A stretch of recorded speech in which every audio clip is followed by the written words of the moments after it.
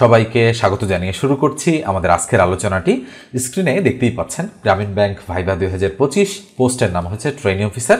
এটা হচ্ছে একজন প্রার্থীর একেবারে রিয়াল একটা ভাইবা, উনি লিখে পাঠিয়েছে। আমি আপনাদেরকে একটু দেখানোর চেষ্টা করছি।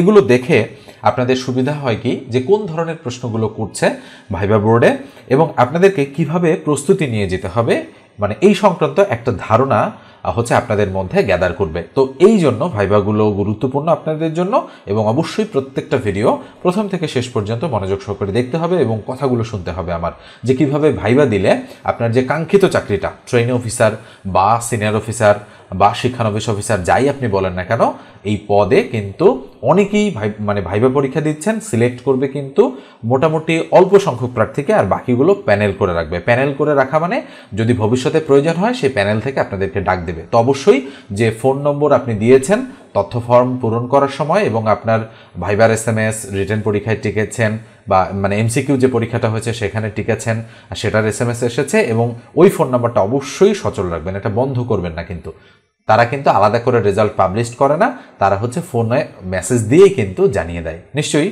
এতদিনে বুঝতে পেরেছেন বিষয়টা। এবার আসেন আমরা সরাসরি ভাইভাতে চলে যাচ্ছি। প্রার্থী ভেতরে আসতে পারি স্যার?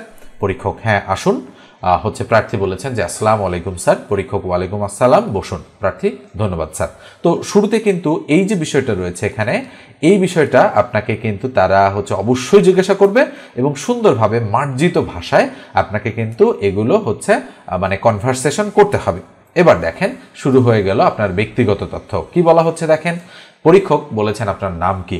মোহাম্মদ হারুন রশিদ। উনি বলেছেন পরীক্ষক আপনি কোন বিষয়ে পড়াশোনা করেছেন? প্রার্থী বলেছেন ব্যবস্থাপনা বিষয় নিয়ে অনার্স ও মাস্টার্স স্যার।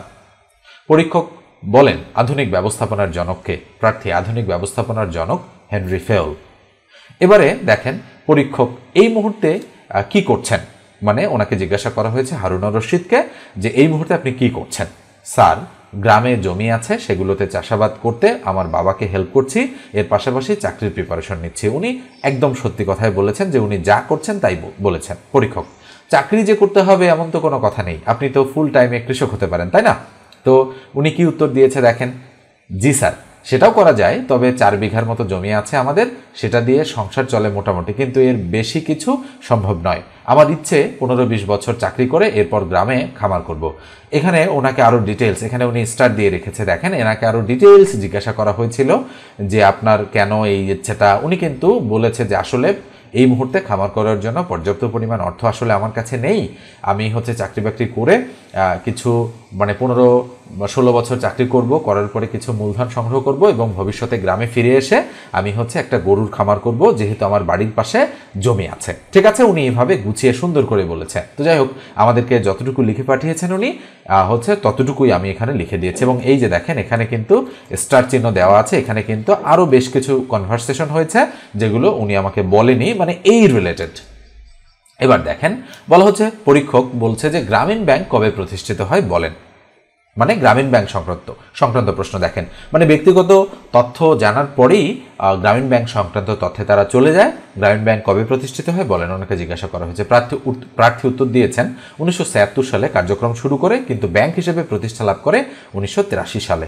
যাই হোক, যেহেতু বলেছে ব্যাংকটা কবে প্রতিষ্ঠিত হয়, আপনারা সরাসরি 1983 সালেও বলতে পারেন অথবা তারিখ সহও বলতে পারেন। আমার যে শীটটা রয়েছে সেই শীটে তারিখ সহ কিন্তু এই তথ্যগুলো দেয়া রয়েছে। এবার আসেন পরেরটাতে। পরীক্ষক বলেছেন বাংলাদেশের বর্তমান অর্থ উপদেষ্টা কে? প্রার্থী ডক্টর সালেউদ্দিন আহমেদ, বাংলাদেশের বর্তমান অর্থ উপদেষ্টা।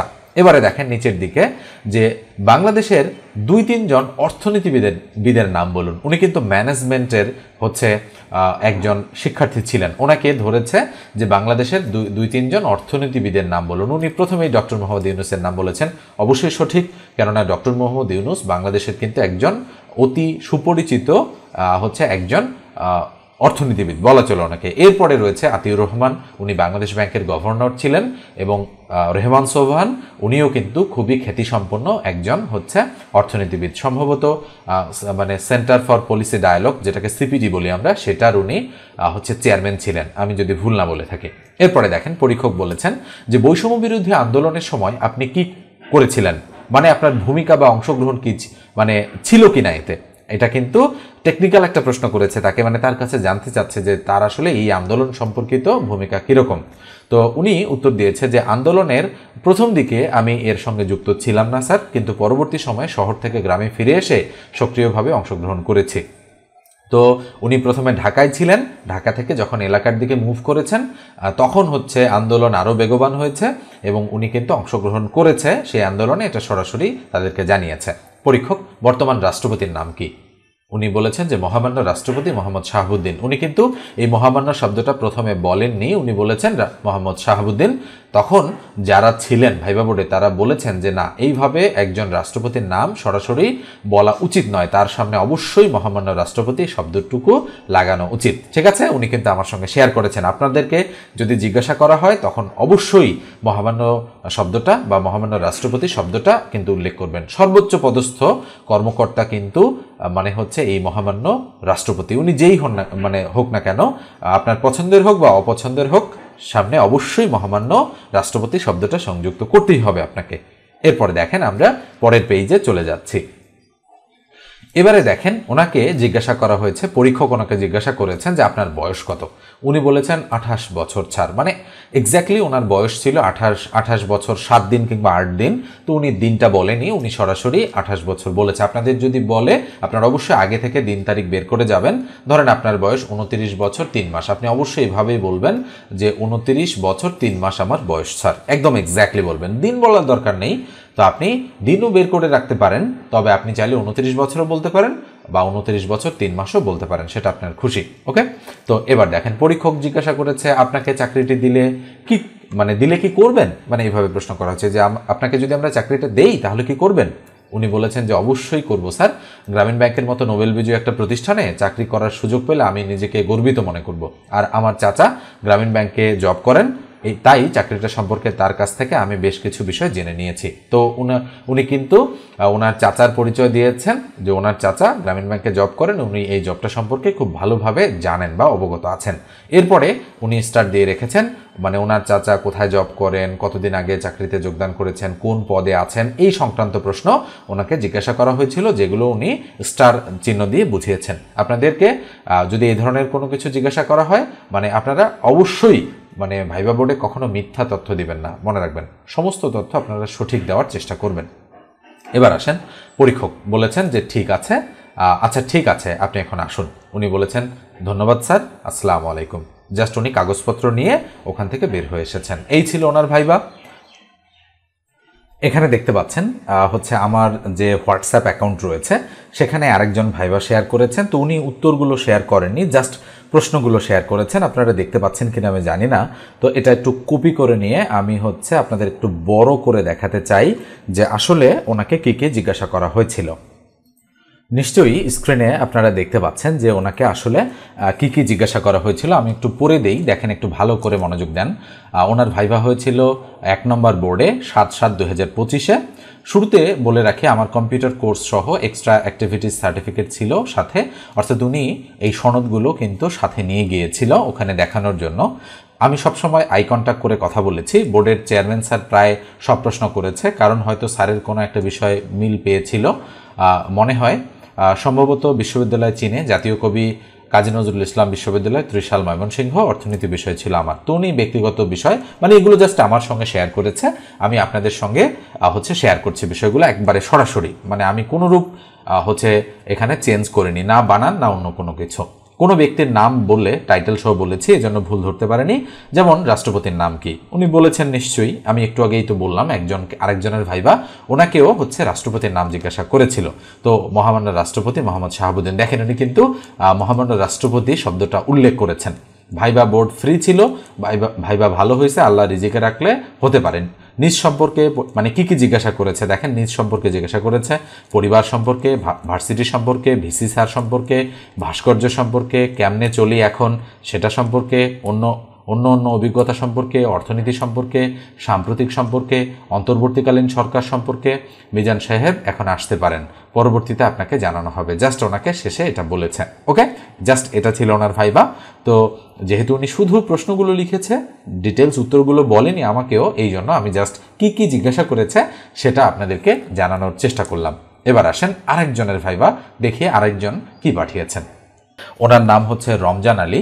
তো উনি হচ্ছে আমার কাছে ভাইবার যে শীটটা রয়েছে সেই শীটটা নিয়েছিলেন এবং ইংরেজির প্রার্থী। উনি আমার কাছে জানতে চেয়েছিলেন যে আসলে কোন কোন রাইটার এবং গ্রামারের কোন কোন টপিকগুলো ফোকাস করতে হবে, যেহেতু উনি ইংরেজিতে অনার্স মাস্টার্স করেছে। তো আমি ওনাকে বলেছিলাম যে আপনাকে ইংরেজিতে বেশ কিছু প্রশ্ন করতে পারে, সেগুলোর উত্তর দিতে হবে, গ্রামারের টপিক নাও জিজ্ঞেস করতে পারে। ওকে, তো ওনার হচ্ছে 7 তারিখে ভাইবা ছিল। তো উনি বেশ কিছু বিষয়ে আমাকে জিজ্ঞাসা করেছেন এবং ফাইনালি ওনার যে ভাইবাটা আছে সেটা আমাদের সঙ্গে শেয়ার করেছেন। দেখেন, একটু ভালোভাবে দেখার চেষ্টা করেন। শুরুতে উনি লিখেছেন, যেহেতু উনি ইংরেজির প্রার্থী, উনি মানে ইংরেজি সাবজেক্টে পড়াশোনা করেছেন, উনি দেখেন এখানে লিখেছেন myself, may I come in sir. তো যাই হোক, এই যে পুরো ভাইবাটা হচ্ছে ওনার, তো আমি এটা একটু কপি করে আপনাদেরকে একটু দেখানোর চেষ্টা করি। দেখেন, তো দেখেন একটু বড় করেছে আমি, আপনারা বুঝতে পারছেন কিনা আমি জানি না, তো আশা করছি দেখতে পাচ্ছেন এবং বুঝতে পারছেন। দেখেন, myself, may I come in sir, board হচ্ছে ইয়েস কাম ইন। মাইসেলফ, আসসালামু আলাইকুম, বোর্ড ওয়ালাইকুম আসসালাম, take your seat please. Myself হচ্ছে থ্যাঙ্কস আ লট। বোর্ড বলেছে are you mister Ramzan Ali? Myself, yes I am mister Ramzan Ali. Board তাকে জিজ্ঞাসা করেছে are you an English department student? Myself, yes sir, I have completed BA Honours in English and MA in ELT. Board তাকে জিজ্ঞাসা করেছে যে what does ELT, মানে ওনারা জানে না হয়তো ELT কি। উনি বলেছেন যে ইংলিশ ল্যাঙ্গুয়েজ টিচিং, এটা হচ্ছে ELT এর ফুল ফর্ম। বোর্ড জিজ্ঞাসা করেছে where are you from? Myself, I am from Siddhirganj, Narayanganj, but my home district is Kurigram. Board, tell something about yourself. ওনাকে জিজ্ঞাসা করেছে যে আপনি নিজের সম্পর্কে কিছু বলুন। উনি বলেছেন this is mister Ramzan Ali, I have completed graduation and post graduation in English at Hamdard university Bangladesh. It is a private university. I have 1.5 year experience in NGO education projects. I have 1 translated book Bangla to English and I have 5 research proposals on education related. অর্থাৎ উনি হচ্ছে 5টা গবেষণা প্রস্তাবনা হচ্ছে লিখেছেন, সেটা উনি সেখানে বলেছেন। হয়তো উনি হচ্ছে প্রাইভেট ইউনিভার্সিটিতে থাকাকালীন সময়ে এই জিনিসগুলো করেছেন। তো এবারে দেখেন, আমি একটু উপরে তুলে দেওয়ার ব্যবস্থা করছি। তো দেখেন, বোর্ড তাকে জিজ্ঞাসা করেছে যে আপনি কোন এনজিওর সাথে ছিলেন এবং আপনি কেন এনজিও হচ্ছে শিক্ষা প্রজেক্টের চাকরি ছেড়েছেন। মাইসেলফ, মানে উনি বলেছেন যে আমার সাথে ওদের 18 মাসের চুক্তি ছিল, আমাকে ওরা 18 মাসের জন্য দিয়েছিলেন, মানে যে চাকরিটা ছিল সেটা ছিল পার্ট টাইম একটা চাকরি। বোর্ড, এখন আপনি কি করেন? মাইসেলফ, আমি একটা বেসরকারি শিক্ষা প্রতিষ্ঠানে শিক্ষকতা করি এবং কিছু ছাত্রছাত্রী পড়াই, পাশাপাশি চাকরির প্রস্তুতি নিচ্ছি, বিশেষ করে ব্যাংকের জন্য। বোর্ড, আপনার রেজাল্ট অনেক ভালো এবং আপনি ইংরেজিতে মোটামুটি ভালো, আপনি এসব জবে আসবেন কেন? এখানে অনেক কষ্ট।